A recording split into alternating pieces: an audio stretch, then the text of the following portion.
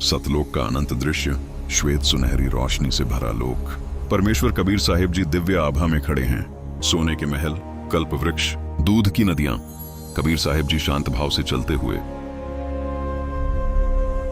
स्वर्ण सिंहासन पर विराजमान कबीर साहिब जी, मुकुट रहित दिव्य रूप, चेहरे पर करुणामयी मुस्कान है। कबीर साहिब जी के दिव्य चेहरे का क्लोजअप, तेजस्वी आंखें, अपार शांति है। आत्माओं की पीड़ा, अंधकार में फंसी आत्माएं, जन्म मरण का चक्र, दुखी चेहरे के साथ तप्त शिला पर तड़प रही है। यमदूत आत्माओं को डराते हुए कर्म की जंजीरें भयावह तरीके से घसीटते हुए ले जा रहे हैं। सतलोक से आत्माओं को करुणा से देखते हैं। परमेश्वर कबीर साहिब जी और मायूस हो जाते हैं। कबीर साहिब जी का पृथ्वी पर अवतरण का संकल्प लेते हैं। हाथ उठाते हुए दिव्य प्रकाश में लीन हो जाते हैं। काशी का लहरतारा तालाब, रात्रि से प्रभात में बदलता दृश्य।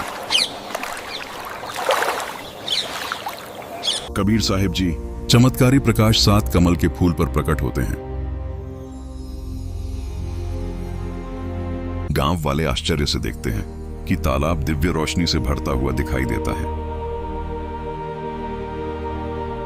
कमल पर बैठे कबीर साहिब जी का शांत स्वभाव और चेहरे पर दिव्य प्रकाश था।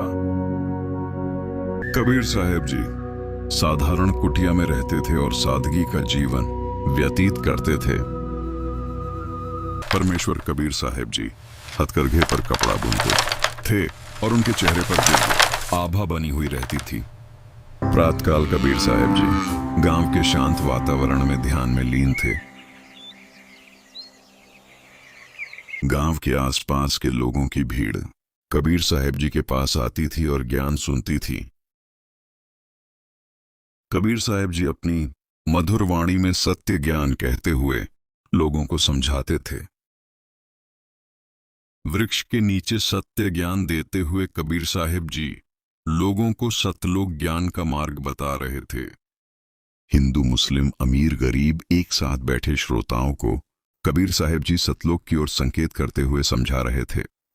उपदेश के पीछे सतलोक का दिव्य नजारा दिखाई देता है। श्रोताओं के चेहरे पर आत्मबोध, भावुकता दिखाई देती है।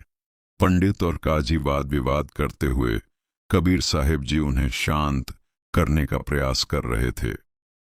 बीमार भक्त को आशीर्वाद देते कबीर साहिब जी उपचार करते हैं और अंधा व्यक्ति दृष्टि पाता हुआ देख लोग चकित हो जाते हैं। भक्त की रक्षा करते कबीर साहिब जी कहते हैं, चमत्कार लक्ष्य नहीं, और आंसुओं के साथ भक्त नतमस्तक हो जाता है। झूठे साधुओं का विरोध, क्रोधित चेहरे निर्भय कबीर साहिब जी के आगे हानि का प्रयास असफल हो जाते हैं। परमेश्वर कबीर साहिब जी शांत भाव से मगहर गांव की ओर आगे बढ़ते हैं। मगहर गांव में परमेश्वर कबीर साहिब जी शांत मुद्रा में बैठ जाते हैं।